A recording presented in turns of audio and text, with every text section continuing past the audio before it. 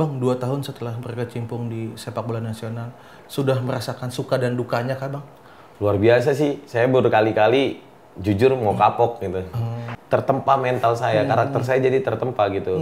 Nah, tapi semenjak masuknya Arteta, saya juga agak, udah deh, udah ada yang ngurus yang tepat Arteta. Gitu. Jadi kalau misalnya nanti saya bisa beli Arsenal, ya saya sebenarnya mau melakukan yang dilakukan Arteta ini. Pertama, kenal Haji Ismet, ya sebelum saya FC Bekasi ya, karena saya kan The Jack ya. Beliau sering mampir, beli HP pastinya, kan gitu kan The Jack kan mampir semua.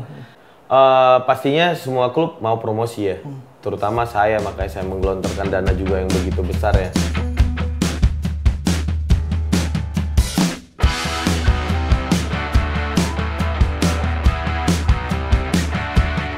Halo sahabat bola.com, kembali lagi dalam konten lebih dekat. Kali ini saya sudah bersama dengan YouTuber, dengan pebisnis, influencer sekaligus owner dari klub Liga 2 Bekasi City FC, yaitu Bang Putra Siregar. Halo. Siap. Bang, apa kabar Bang? Alhamdulillah baik. Alhamdulillah dan cukup baik. sangat produktif. Alhamdulillah baik.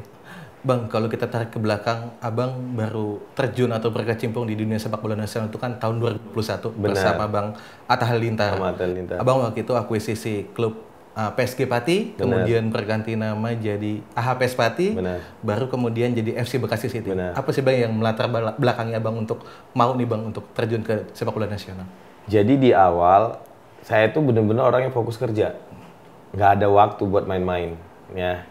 Nah, jadi singkat cerita, waktu COVID-19, teman saya, sahabat saya Rizky Bilar, ngajak saya, Bang, jangan cari uang terus. Ayo kita fun football. Wah, apa itu fun football? Abang bisa main bola nggak? Bisa waktu kecil, main terus. Ya main, ajian maghrib bubar. Oh ini ada fun football nanti, banyak artis-artis, gitu sebagainya. Yaudah, singkat cerita, saya datang, ya itu, ternyata luar biasa gitu. Ya, fun football ini ternyata memang orang-orang yang tadinya di semua latar belakang, banyak kesibukan, dikumpulkan jadi satu untuk bisa berolahraga gitu. Nah, lalu pas COVID-19 itu ternyata temannya main bola ini bukan hanya artis-artis. Ternyata pemain profesional yang saya tidak tahu sebelumnya karena saya selalu nontonnya Liga Eropa kan, terutama Liga Inggris. Karena saya sebagai The Gunners. Jadi dibilang itu sering masuk TV loh gini-gini. Nah, kebetulan saya memang nggak pernah nonton sepak bola Liga Indonesia, paling PSMS Medan dulu waktu kecil lah, PSMS Medan. Oh gitu ya, ini pemain timnas dan sebagainya. Lalu bagaimana sekarang ya, sepak bola terhenti. Nah, jadi kalau kita main fun football itu sebelum main dan sesudah kita selalu berdoa. Ya udah doain, aku waktu itu bilang Papi ya, mudah-mudahan Papi bisa berkecimpung di dunia sepak bola, bantu teman-teman di dunia sepak bola. Gitu, dan alhamdulillahnya Atta juga punya passion di bola kan, gitu. Kita ya udah langsung beli klub bola. Jadi memang aku sendiri pun itu termasuk di usia muda ya, kita Atta di usia 25 waktu itu, saya di usia 28, tapi kita udah punya klub bola profesional gitu. Itu sih perjalanannya. Lalu berikutnya ya kita lihat nih, ada beberapa memang yang dijual gitu. Ya cuman ada beberapa yang memang kita kesulitan. Contohnya waktu itu kita datang juga ke PSMS Medan gitu. Sama Rizky Bilar saya datang juga awalnya. Sampai akhirnya kita mendapatkan PSG Pati ini karena kayaknya lebih dipermudah lah transaksinya. Terus kita lihat memang di awal PSG Pati punya banyak ini kan, banyak fasilitas yang mumpuni. Itu sih awal mula kenapa kita pilih PSG Pati. Tapi waktu itu banyak nawari PSPS Riau gitu dan sebagainya lah. Banyak gitu. Bang, 2 tahun setelah berkecimpung di sepak bola nasional, sudah merasakan suka dan dukanya kah Bang? Luar biasa sih, saya berkali-kali jujur mau kapok gitu. Apalagi di musim pertama kan saya masih awam ya gitu. Tapi disitulah akhirnya saya memang mengerti segala sesuatu itu harus serahkan pada ahlinya. Kalau tidak tunggu kehancuran gitu. Jadi memang hampir degradasi di tahun pertama. Karena memang saya jujur belum langsung menyerahkan pada ahlinya. Makanya di tahun kedua kemarin ya saya banyak belajar, itulah ada Kep Hamka yang luar biasa, saya banyak belajar dari beliau. Sampai detik ini pun saya selalu dibina sama beliau ya. Yang sekarang lagi di Rans Kep Hamkanya, tapi selalu kita kan membangun persaudaraan ya. Jadi bukan hanya sekedar sepak bola di lapangan aja gitu. Dan alhamdulillah kemarin udah sangat bagus trennya walaupun terhenti gitu. Nah di tahun keduanya itu udah hampir nyerah lagi nih karena terhenti. Waduh, padahal kita udah ya udah sediakan budgeting dan sebagainya gitu. Nah, tapi kembali lagi di tahun ketiga ini ya mudah-mudahan ya banyak belajar dari tahun-tahun sebelumnya sehingga bisa mengelola sepak bola lebih baik lagi dan insya Allah mudah-mudahan kedepannya jadi industri gitu. Bang, dalam bukan kerjasama, mungkin dalam join dengan Bang Atta Halilintar kan, Bang Atta sempat membentuk klub futsal, Pendekar United, dan sekarang Bang Atta juga lebih terlihat fokus ke Pendekar United ya Bang, tapi apakah Bang Atta masih ikut Bang dalam FC Bekasi City ini? Ya pada dasarnya kan saya sama Atta sahabatan ya, gitu. Jadi bukan hanya karena sepak bola, terus kita jadi teman gitu, enggak. Nah jadi karena kita memang sahabatan, bahkan dari saya pertama kali ketemu Atta, masih 1 juta subscriber selalu bilang mudah-mudahan kita jadi sahabat dunia akhirat gitu. Jadi memang di sini kita ada keputusan yang lumayan apa ya waktu itu dinamikanya lumayan agak membuat kita harus memilih nih gitu. Ya di satu sisi mau kapok tapi saya orangnya kan ayo sepertinya bisa gitu. Jangan kapok kalau nggak nanti kita nggak akan bawa perubahan gitu.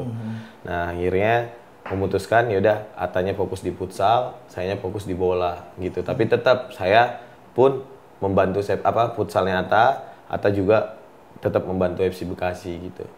Jadi tetap ada lah Atta di FC Bekasi walaupun memang saya yang pengurusan penuh gitu. Bang, setelah namanya dari HPS Pati kemudian ganti nama jadi Bekasi City dan memilih untuk bermarkas di Bekasi Stadion Patriot Bang. Apa Bang alasannya Bang? Kenapa Bekasi yang dipilih? Karena pertama ini ya masalah ganti nama AHA ya, kan susah ya menurut saya sebuah klub itu nama orang ya, nama orang gitu. Jadi ini akan sulit nanti akan membentuk supporter dan sebagainya gitu. Nah kenapa memilih di FC Bekasi? Karena menurut kita FC Bekasi ini sangat strategis gitu loh. Apalagi saya kebetulan The Jack ya, ya bagaimana main di Patriot itu rame kan, berarti kan masyarakat ini luar biasa terhadap sepak bola, apalagi Bekasi ini kan Stadion Patriot tuh benar-benar di tengah kotanya kan. Strategis. Iya, strategis. Terus saya juga deket, terus banyak usaha saya juga di Bekasi gitu. Saya rasa ya yang paling strategis lah untuk itu dan alhamdulillah banyak dipermudah itu ya oleh wali kotanya, terus oleh PSSI-nya dan sebagainya. Ya inilah tahun kedua kita untuk bernama FC Bekasi. Bang, banyak klub baru di Liga 1 dan Liga 2 terutama yang belum berhasil menarik penonton untuk datang ke stadion. Bagaimana cara Abang atau Bekasi City untuk menggalang dukungan terutama untuk menarik minat dari warga Bekasi, Bang? Pertama pasti kita harus membentuk manajemen yang sehat dulu ya. Gitu. Membentuk manajemen yang sehat.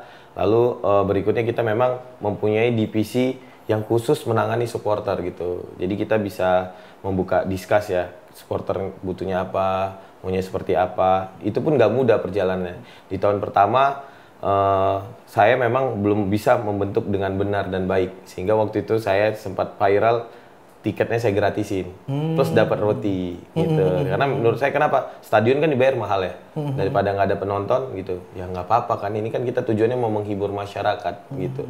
Karena menurut saya bola ini ya memang hiburan gitu untuk orang-orang pecinta sepak bola. Gitu.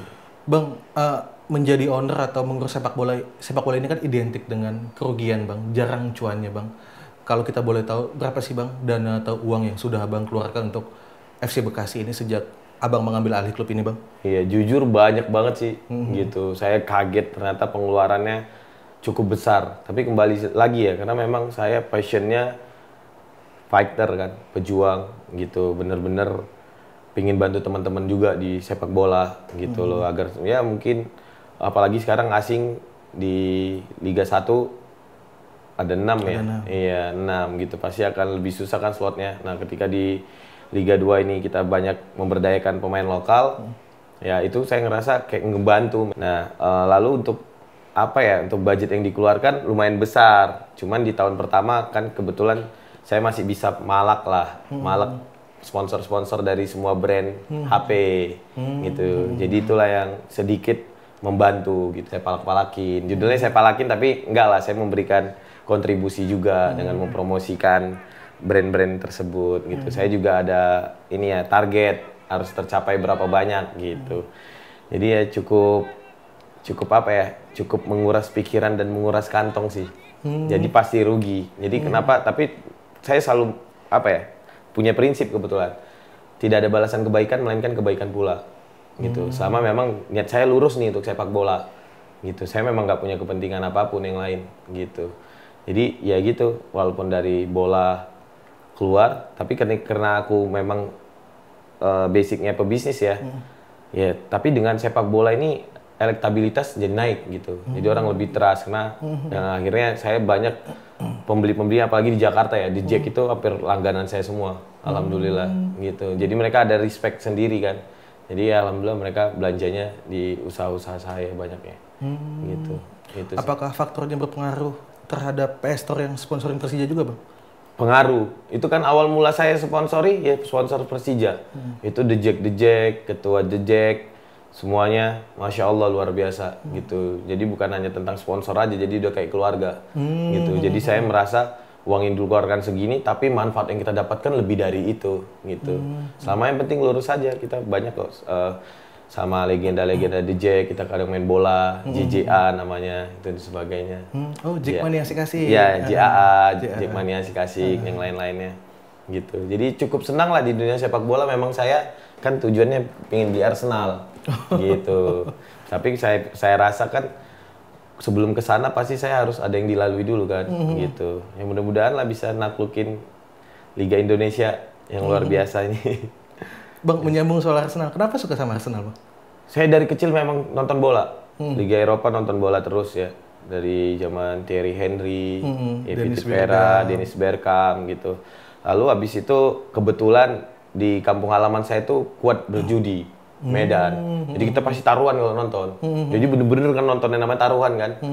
Gitu. Nah jadi kebetulan saya dulu kalau nonton bola kan numpang di rumah orang.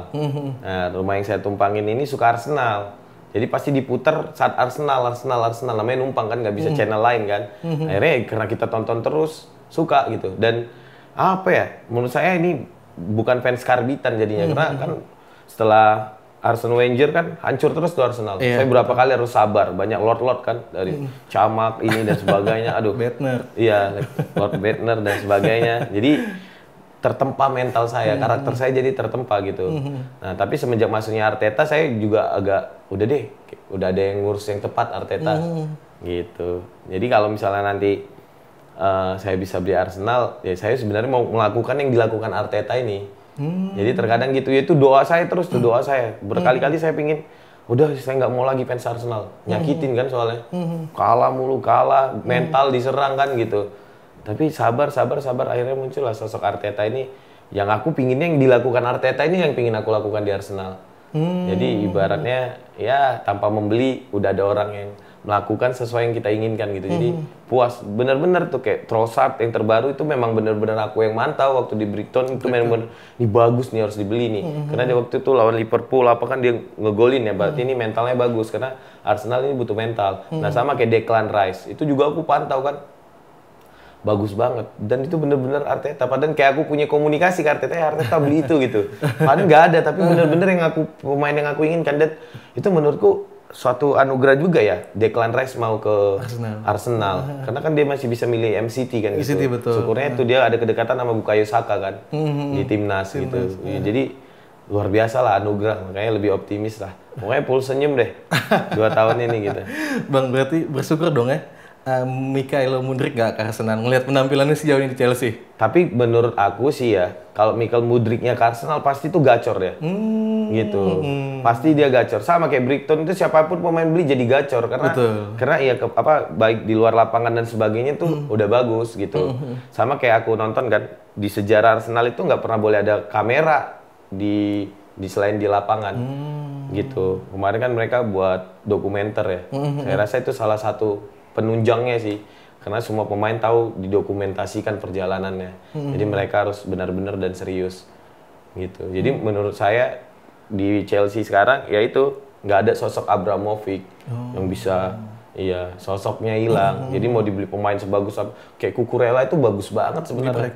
Tapi di Brighton tapi ya gitu kembali lagi. Nah, kembali Mudryk. Kalau Mudryk ke Arsenal saya yakin gacor. Saya yakin gacor gitu. Karena Arteta ini luar biasa. Si Kai aja lemas-lemas gini dipaksanya terus. Tapi aku yakin Kai ini jadi nanti. Kai kan dipaksa terus nih. Betul. Dipaksanya terus, udah lemes-lemes gitu. Karena memang dia udah kena lemesnya di Chelsea kan. Gitu. Makanya lagi dipaksa terus sama Arteta. Mudah-mudahan lah Arsenal bisa juara walaupun City kayak monster. Susah ngantinya. Musim ini realistis Bang untuk juara Arsenal? Realistis, apalagi kalau Jurriën Timber kemarin nggak cedera. Iya betul, di awal musim. Iya, jadi ini Tomiyasu kurang mumpuni. Jadi levelnya memang di level yang berbeda.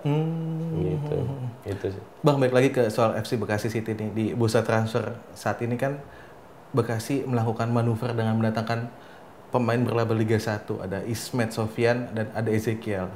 Apa nih Bang? Apa yang Abang lihat dari 2 pemain itu untuk memperkuat FC Bekasi City? Pertama, kenal Haji Ismet ya sebelum saya FC Bekasi ya, karena saya kan The Jack ya. Beliau sering mampir, beli HP pastinya, kan gitu kan The Jack kan mampir semua gitu. Lalu abis itu ya kembali lagi ya, saya harus ikut sunnah Rasulullah nih, serahkan segala sesuatu pada ahlinya. Jadi saya harus cari sosok dulu nih, gitu, sosok. Jadi pertama kali orang saya hubungi setelah Kep Hamka kembali ke Rans, untuk bantu Raffi, Ismet Sofyan nih, gitu. Yang saya, banyak sih yang ngasih masukan dulu, saya tampung. Ya udah akhirnya Haji Ismet Sofyan, saya ketemu, beliau bawa istrinya, saya sampaikan semuanya, beliau mau berkomitmen, gitu, menjaga keharmonisan dulu sih paling penting baik di dalam maupun di luar lapangan, dealing nih. Nah habis itu alhamdulillahnya ada kuota asing kan, nah kebetulan Eze ini waktu belum dapat klub di Indonesia, kita ini Kep Hamka lah ini makanya luar biasa. Diajak Kep Hamka kalau mau latihan ikut FC Bekasi aja, gitu. Jadi dia udah merasakan bagaimana saya mengelola nih klub, ya siap main. Habis itu kita pulangnya makan-makan, ada kekeluargaannya. Jadi saya tidak begitu sulit untuk merayu dia. Kan menurut saya sekelas Eze itu masih layak di Liga 1. Sangat-sangat layak untuk Eze gitu. Tapi saya minta dia bantu saya tahun ini gitu. Ya, mudah-mudahan kamu makin bersinar, nanti kamu dapat klub yang lebih baik atau gimana. Tidak apa-apa gitu. Itu awal mula. Ada 2 sosok ini lebih mempermudah saya untuk merekrut yang lain.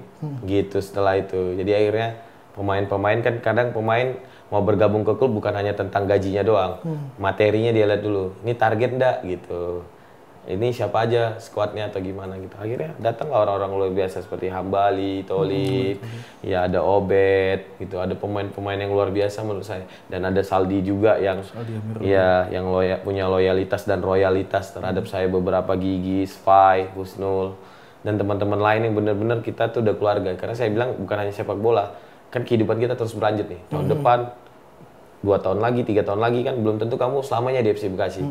Jadi saya harap dimanapun kan kamu berada kita tetap keluarga. Gitu.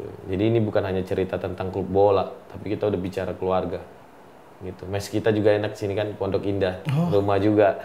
Jadi benar-benar kayak keluarga lah. Iya. Bang, Abang punya ambisi untuk menjadikan FC Bekasi City ini untuk lebih besar. Mungkinkah FC Bekasi ini untuk promosi di musim ini, Bang? Pastinya semua klub mau promosi ya, terutama saya, makanya saya menggelontorkan dana juga yang begitu besar ya, nggak pelit juga terhadap pembelian pemain, harga dan gaji tidak pelit agar tujuannya bisa tercapai gitu. Nah tapi saya memang nggak muluk-muluk mau yang jadi terhebat gitu, karena saya harus juga mikirkan kalau saya mau jadi hebat, FC Bekasi jadi hebat, mungkin bisa juara Liga 2, Liga 1 nantinya.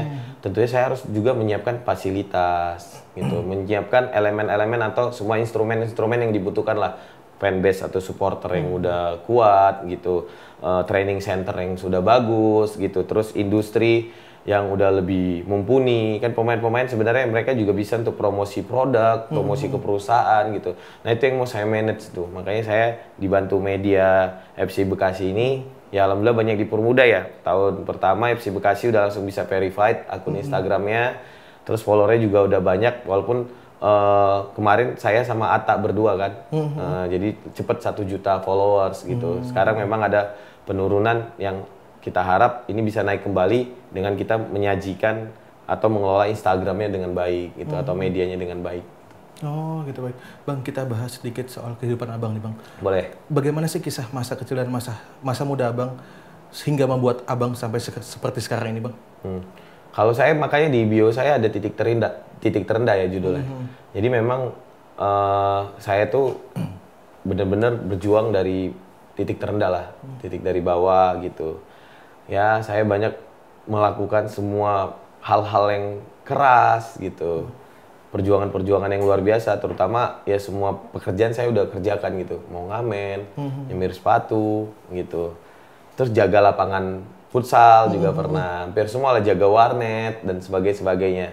Jadi di kehidupan saya sekarang ini menggeluti dengan banyak bisnis, ada sepak bola juga, ya sebagai kepala rumah tangga juga. Jadi saya bisa apa ya, bisa melakukannya semua secara sekaligus gitu. Yang penting punya practical intelligence ini, bagaimana bisa menyikapi sesuatu lalu memberikan solusinya. Termasuk ya saya kantor sama rumah itu dempet, jadi saya mobile. Coba kalau rumah saya di Pondok Indah mungkin saya agak kerepotan bagi waktu terhadap keluarga, terhadap ini. Kalau di sini tinggal naik motor Beat aja selesai nyampe. Mau ibadah mau apa jadi mobile, bisa dibagi. Kayak ini kita mau main bola ya tim udah siap gitu dan sebagainya. Jadi harus cerdas juga sih menyikapi sesuatunya gitu. Bang, menjadi pengusaha, influencer, YouTuber sekaligus pemilik klub sepak bola. Gimana sih bang cara bagi waktunya? Terutama supaya keluarga nggak cemburu nih bang. Misalnya waktu abang lebih banyak untuk mengurus hal ini gitu. Iya, pertama yang harus dibangun pondasinya dulu sih. Terutama keluarga kan. Maksudnya dia udah tahu ya pastinya kalau dia memilih seperti istri saya.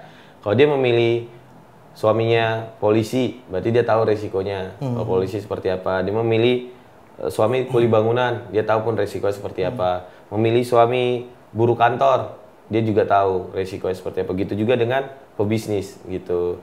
Nah, jadi memang pondasi dan pemahaman ini dulu yang saya bangun gitu. Ya, yang kebetulan istri saya memang udah tahu saya lah seperti apa gitu. Nah, memang kesulitan sih jujur untuk membagi semuanya.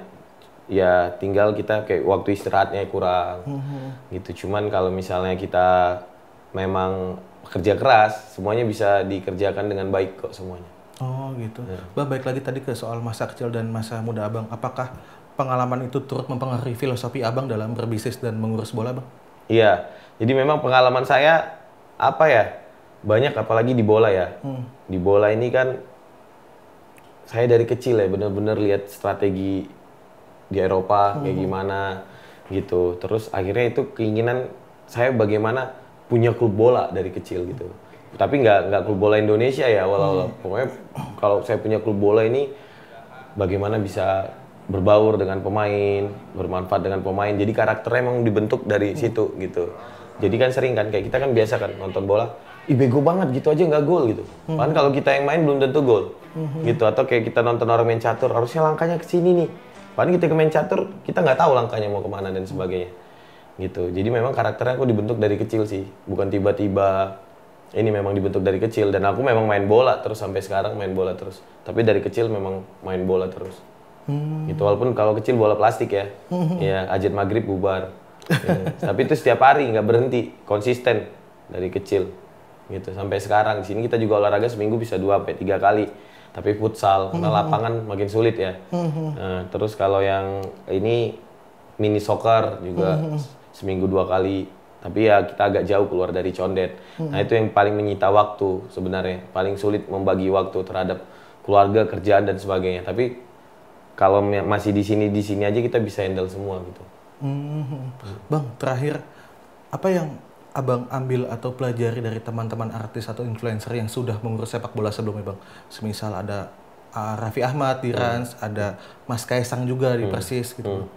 Ya kalau Mas Kaisang pertama ya Persis Solo ya, karena beliau kan memang putra Solo ya, gitu. Jadi pasti lebih keren karena elemen-elemen atau instrumennya semua hampir terlengkapi, supporter, sejarah klub dan sebagainya lah fasilitas yang bangun. Nah kalau Raffi juga ini luar biasa ya, Pak Hector kan bangun dari nol ya, dari Cilegon gitu. Lalu punya Rans, bagus proyeknya lah, bagus. Nah kalau di saya, ya itu memang benar-benar dari nol.